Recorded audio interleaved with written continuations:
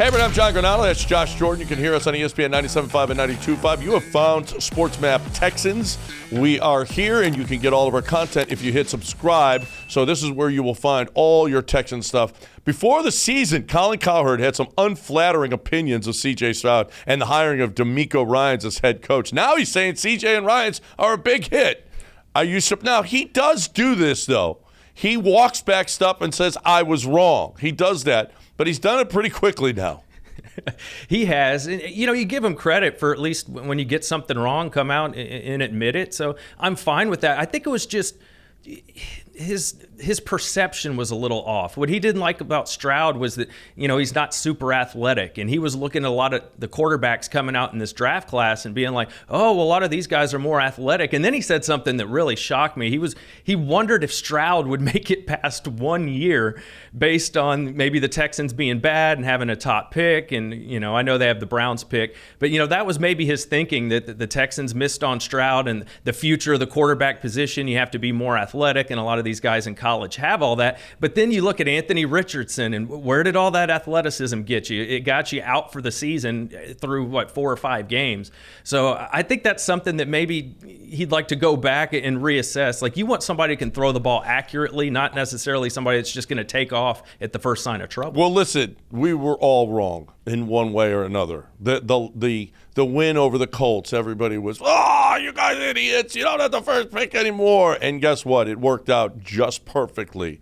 Look, we thought, oh, you should have traded the Browns pick, not your own pick. And there's a chance that the Texans finished with a better record than the Browns, and they were absolutely right about that. The S2 was C.J. Stroud. How wrong were we about that he can't make quick decisions? He has proven that whole thing wrong.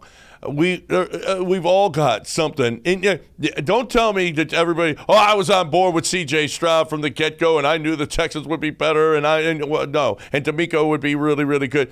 This is the biggest surprise in the NFL. I don't think there's any question. The Texans are the biggest surprise right now in the NFL. Yeah, and it's a great story. It's fun as a Texans fan to actually see them being talked about in the national media, and they're a big story. And with D'Amico, too, and I think that's the other thing, you know, Cowherd maybe missed on. The big knock was, you know, D'Amico being a defensive guy, and he pointed to, you know, all the offensive coaches across the league, and you want them to help develop your young quarterback. But, you know, he missed on that one. But we also did know that Bobby Slowick would be this good, this fast. So that's something to consider, too. And the NFL is going, you know, in an offensive direction. So, well, no, absolutely. And I was pro get an offensive guy with a new quarterback, and they're already starting. I mean, Dan Graziano and Jeremy Fowler already put out there the hot name in the NFL right now is Bobby Slowick, and that's problematic because you see what has happened to Jalen Hurts. Not that he's bad, but he's not the same guy that he was last year when he had Shane Steichen. So I'm worried that if it's not going to be this offseason, it's going to be next offseason, that you're not going to have Bobby Slowick anymore because he's really, really good. Now, you could go get other guys from Kyle Shanahan, but make sure that you go to the Kyle Shanahan tree, not the Belichick tree.